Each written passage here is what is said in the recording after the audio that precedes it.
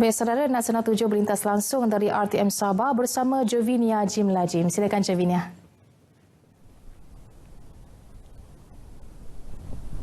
Baik, terima kasih Zehra. Salam sejahtera.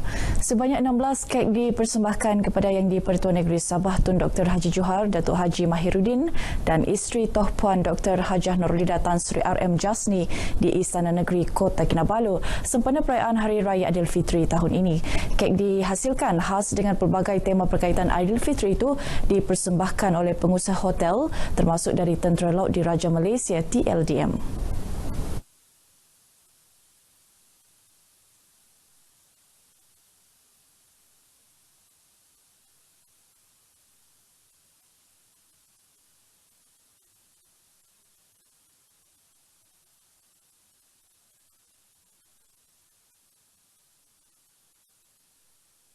The Clagon Regency dan Marriott yang pertama kalinya mempersembahkan kek Aidilfitri tahun ini. Tun Dr. Haji Johar meluangkan masa kira-kira setengah jam untuk melihat kek yang dipersembahkan sebelum merakamkan ucapan penghargaan kepada semua pihak terbabit. Dalam ucapannya, Tun Dr. Haji Johar berkata pihaknya menghargai tenaga pihak hotel di Sabah yang sentiasa memeriahkan sambutan Aidilfitri dengan memberi sumbangan kek kepada pihak istana. Katanya, kesemua kek berkenaan akan disumbangkan kepada badan-badan kebajikan sekitar ibu negeri. Dalam majlis berasingan, Tun Dr. Haji Johar turut menyampaikan sumbangan duit dan kuih raya kepada warga kerja istana sebagai menghargai khidmat mereka. Semua jabatan dan agensi kerajaan serta syarikat korporat disaran memperbanyakkan program bantuan yang dapat membuka peluang kepada anak-anak yatim dan pelajar tahfiz meneruskan pendidikan serta mendapat pekerjaan demi masa depan lebih baik.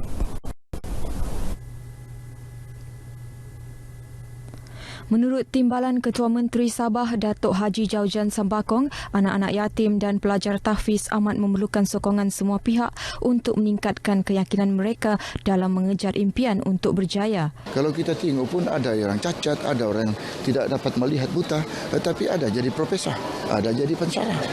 Itu yang saya kata satu pendekatan ini supaya ini bukan saja memberi semangat tapi mendorong pada anak-anak kita supaya mereka juga punya masa depan yang cerah.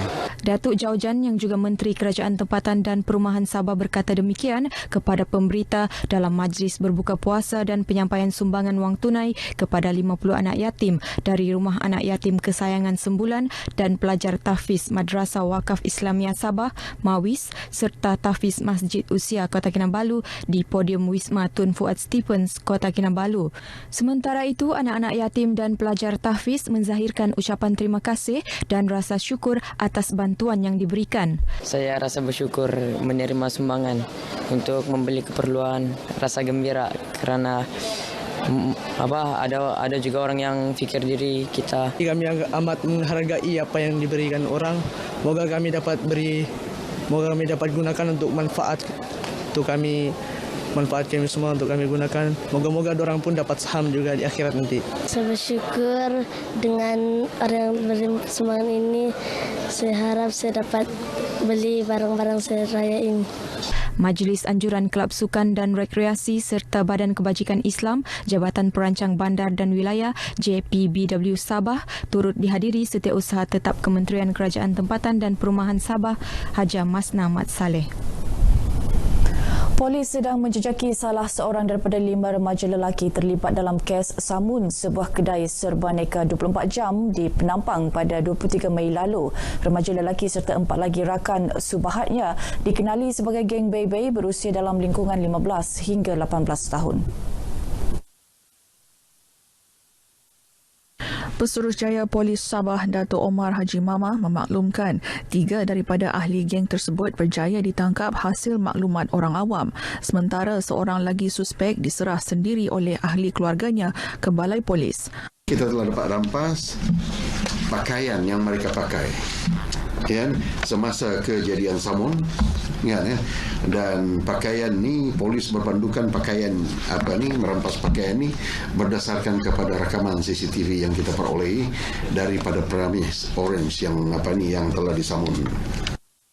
Beliau menyatakan demikian dalam sidang media di Ibu Pejabat Polis Kontingen IPK Sabah di Kota Kinabalu. Sementara itu, dalam perkembangan lain, polis berjaya menahan 2 daripada 3 lelaki terlibat kes samun berkumpulan bersenjata kedai serbaneka di sekitar Kota Kinabalu pada 11 Mei lepas. Kedua-dua suspek tersebut ditangkap dalam satu serbuan di Kampung Sembulan 4 hari kemudian, sementara seorang lagi suspek masih diburu.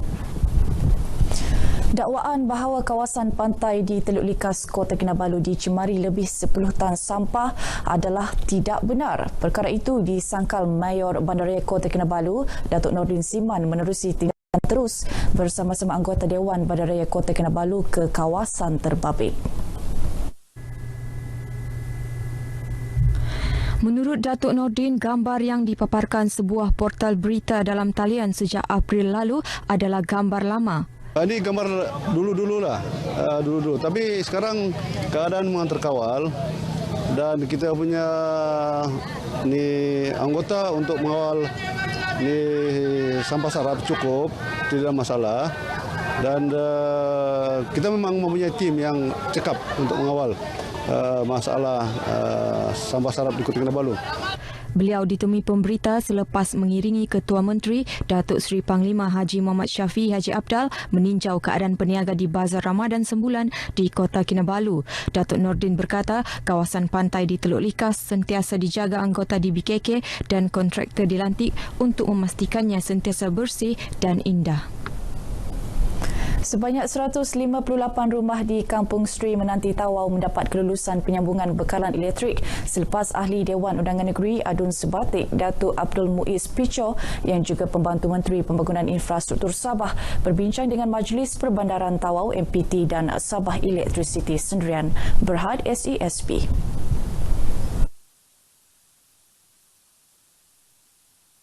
Ketika ditemui selepas pemasangan meter lampu di salah sebuah rumah penduduk di kampung tersebut, Datuk Abdul Muiz memberitahu usaha berkenaan sebagai langkah menjamin keselamatan penduduk akibat penyambungan haram yang boleh menyebabkan kebakaran. Sebagian rumah ada bekalan, tapi yang ada bekalan itu semuanya mereka curi karan.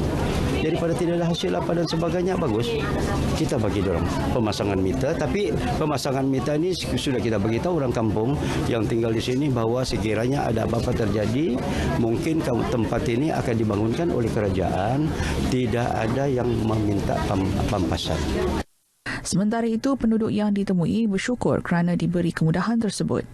Alhamdulillah, kami satu kampung ni rasa bersyukur dan banyak-banyak terima kasihlah kepada Datuk Mus Picho yang banyak membantu kampung kami.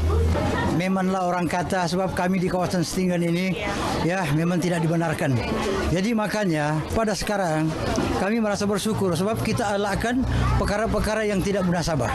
Termasuk orang yang selalu mencuri karang. Menurut Datuk Abdul Muiz, atas budi bicara, pihaknya terpaksa memohon bantuan dan kerjasama MPT berikutan kawasan tersebut adalah perkampungan Setinggan yang sudah diduduki penghuninya sejak hampir 30 tahun lalu. Turut hadir pengurus SESB Zon Selatan Tawau, Sabarudin Akibi. Golongan kurang berkemampuan di negeri ini terus mendapat perhatian pelbagai pihak khususnya dalam bulan Ramadan dan menjelang Hari Raya Aidilfitri. Tidak ketinggalan Jabatan Hal Ehwal Wanita Negeri Sabah JEHWA meraihkan golongan berkenaan dalam Majlis Semarak Kasih Ramadan di Kota Kinabalu.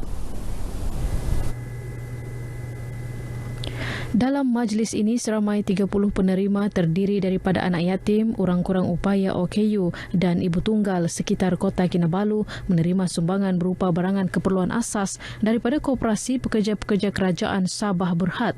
Bantuan disampaikan isteri yang di-Pertuan Negeri Sabah, Tuh Puan Haja Nurlidah Tan Sri RM Jasni, hadir sama Pembantu Menteri Kesihatan dan Kesejahteraan Rakyat Sabah Nur Azlina Arif serta pengarah JEHWA Jamrah. Majlis turut diimarahkan dengan tazkirah Ramadan bertajuk Ramadan Al-Karim serta solat maghrib berjamaah. Sementara itu, dalam majlis berasingan seramai 35 anak yatim Madrasah Wakaf Islamiah Sabah menerima sumbangan baju raya dan duit raya daripada Perbadanan Pembangunan Ekonomi Sabah SEDCO dan JEKL menerusi program Tanggungjawab Sosial Korporat CSR bersama anak-anak yatim berkenaan di Kota Kinabalu. Menurut Timbalan Pengurus Besar SEDCO, Azrul Ahmad, setiap tahun pihak SEDCO menyediakan peruntukan khas bagi melaksana CSR demi menjaga kebajikan golongan memerlukan selain memberi tumpuan untuk mempertingkat ekonomi rakyat. Selain itu, SEDCO juga mengadakan kempen jelajah derma darah 3 tahun sekali bagi membantu mengisi tabung darah di hospital-hospital seluruh Sabah. SEDCO terus maju, jadi kita dapat berbagi lagi dengan bukan saja kepada orang yang kurang mampu.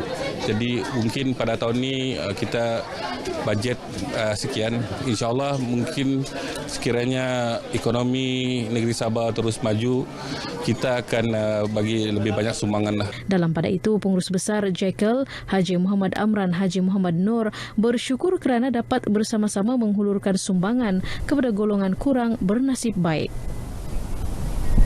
Program Jelajah Ramadan Anjuran RTM Sabah yang julung kalinya diadakan di luar daerah berjaya memberi impak kepada kehidupan 40 anak yatim di Rumah Anak Yatim dan Asnaf Kampung Silat Ranau. Ikuti laporan disediakan Serfia Modarsa Sarip.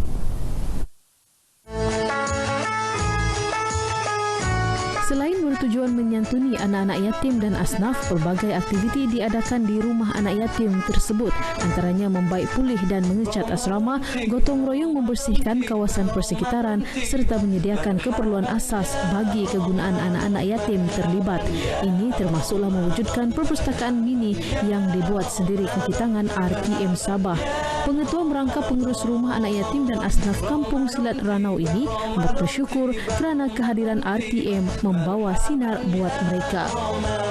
Sebagai seorang pengurus dan juga pengetua di Rumah Anak Yatim ini, memang saya mengucapkan jutaan terima kasih kepada RTM kerana memberi peluang di tempat ini yang memang yang daib dan memang perlu dibantu. Saya dapat belajar dan dapat menimba ilmu dari Ustaz kami, iaitu Syed Adi, Ustaz Rahim.